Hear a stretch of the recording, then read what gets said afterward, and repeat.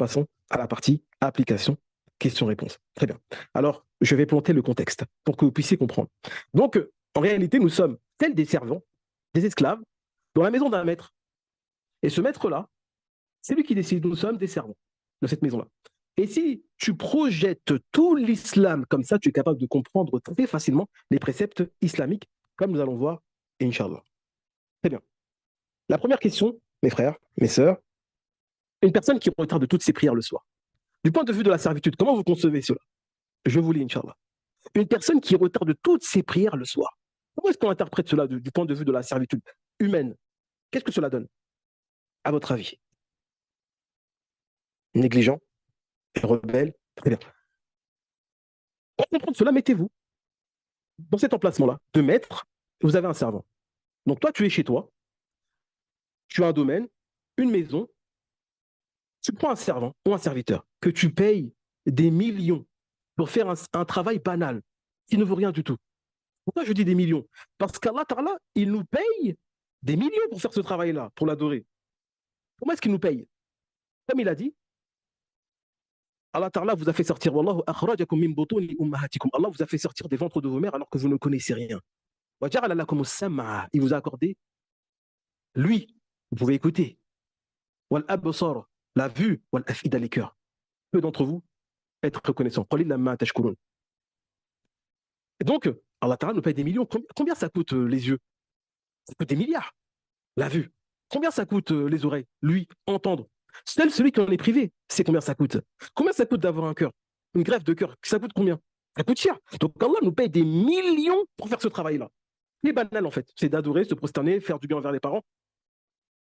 Il nous paye des millions. Très bien. Maintenant, du point de vue de la servitude, mes frères, Allah qui te paye des millions comme ça, tu retardes toutes tes prières le soir.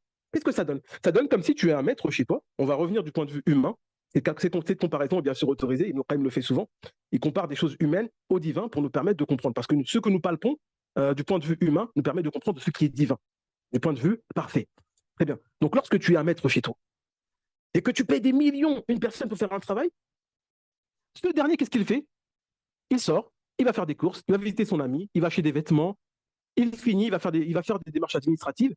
Le soir, il rentre, il commence à ranger la maison, il commence à faire la nourriture, il commence à nettoyer. Qu'est-ce que vous allez lui dire? Vous allez dire, excuse-moi, je te paye des millions pour faire ce travail-là. Et donc, tu as fait tout ce que tu voulais pour toi.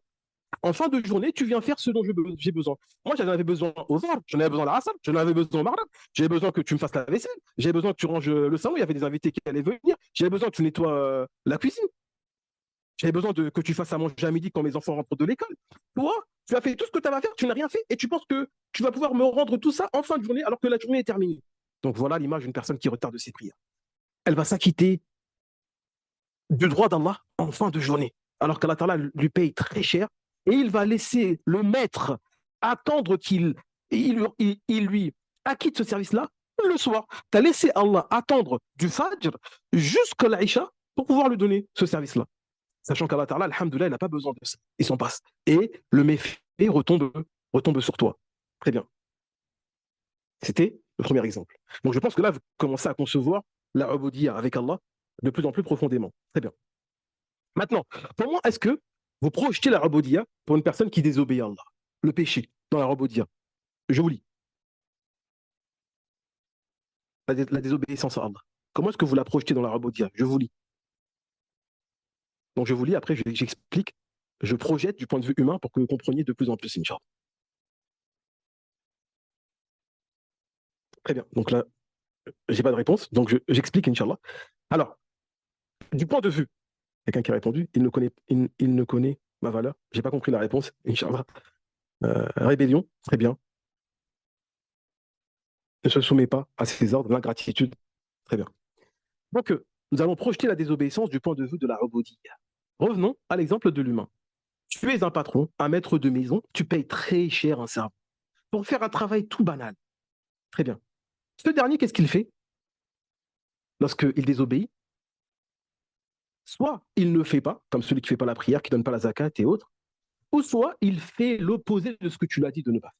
Tu lui dis, n'entre pas dans cette pièce-là, il y a les affaires de mon épouse, il y a les affaires personnelles, elle n'y va pas. Tu lui dis, cette table-là, elle doit rester à cet endroit-là, toute la journée. Tu lui dis, tu dois aller faire les courses, tu dois nettoyer cette salle-là. Tu reviens, il est rentré dans la chambre, il a déplacé la table, il n'est pas allé faire les courses, il n'a pas nettoyé. Quelle est la réaction de tout patron qui paye extrêmement cher une personne? La colère, la punition. Et c'est ce qu'Allah Ta'ala fait avec nous. Cependant, sa miséricorde l'emporte sur sa colère, comme il a dit. Et c'est pour cela qu'Allah Ta'ala, on ne peut que l'aimer.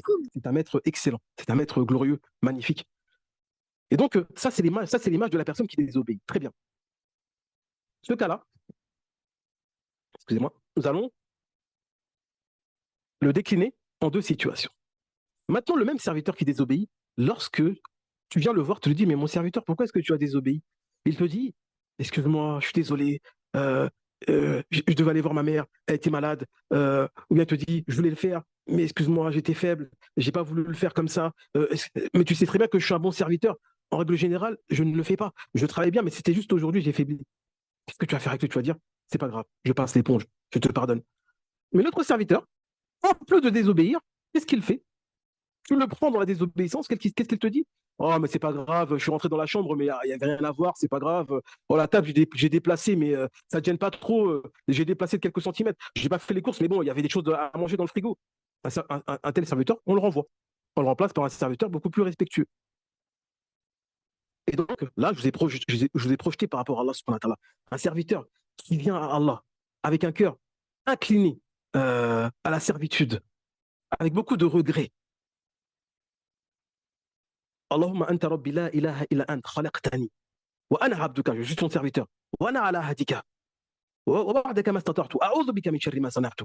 Comme l'invocation qui est connue, le comment le prophète sallam l'a appelé, le maître de la demande de pardon, des demandes de pardon. Dans cette demande, nous montrons à Allah notre servitude, notre regret que nous reconnaissons. C'est à cause de moi, maître, c'est pas toi, c'est moi. Je suis faible, désolé, je ne voulais pas faire ça, pardon. Et là, quelqu'un est plus apte à te pardonner. Mais celui qui désobéit, en plus, il est rebelle, comment veux-tu l'espérer? Le pardon d'Allah, subhanahu wa ta'ala. Très bien. Nous continuons avec des exemples qui vous permettent de comprendre. Donc, vous avez vu qu'avec le prisme de la Roboudia, vous allez pouvoir comprendre l'islam très facilement, Inch'Allah, et savoir quel est votre rôle et ce que vous devez faire. Très bien. Maintenant, comment projetez-vous dans la Roboudia un serviteur qui s'enorgueillit, qui se remplit d'orgueil? Comment projetez-vous cela? Il se remplit d'orgueil. Très bien, j'explique, Inch'Allah. Alors, un serviteur qui se remplit d'orgueil, qui n'a pas compris qu'il avait un maître. Exactement. Barakallahu fik, je ne sais pas qui a répondu. Exactement. Il n'a pas compris qu'il avait un maître. Exactement. C'est-à-dire que tu rentres chez toi, tu es le maître de la maison, tu le payes extrêmement cher. Je répète cela parce que Allah nous paye des millions, mes frères. Il nous paye des millions pour faire ce rôle-là. Et tu rentres chez toi. Et lui, c'était sur quel exemple? C'était l'orgueil. Tu vois qu'il se pavane. Il bombe le torse. Il roule des épaules. Il marche comme il veut. Il rentre dans les pièces qu'il veut. Est-ce qu'il y a un maître qui accepte ça chez lui? Un serviteur qui n'est pas plein d'humilité? Qui fait comme si, qui se met à égal avec le maître, il fait comme si c'était lui le maître? Non, un serviteur comme ça, il est viré. Et pour cela que vous comprenez la gravité euh, de l'orgueil, comme le Triwa dit, celui qui a de l'orgueil, il va le concurrencer dans un de ses attributs, qui est l'orgueil. Il est le seul à avoir le droit d'être orgueilleux. C'est le maître de la maison. C'est le maître de l'univers. Et personne ne doit le concurrencer dans cet orgueil-là. Le serviteur qui fait cela, c'est un péché grave. C'est pour cela que celui qui a un atome d'orgueil n'entre pas au paradis. Très bien. Passons à un autre exemple. Maintenant, celui qui s'émerveille de ses œuvres. Comment vous projetez cela dans la servitude?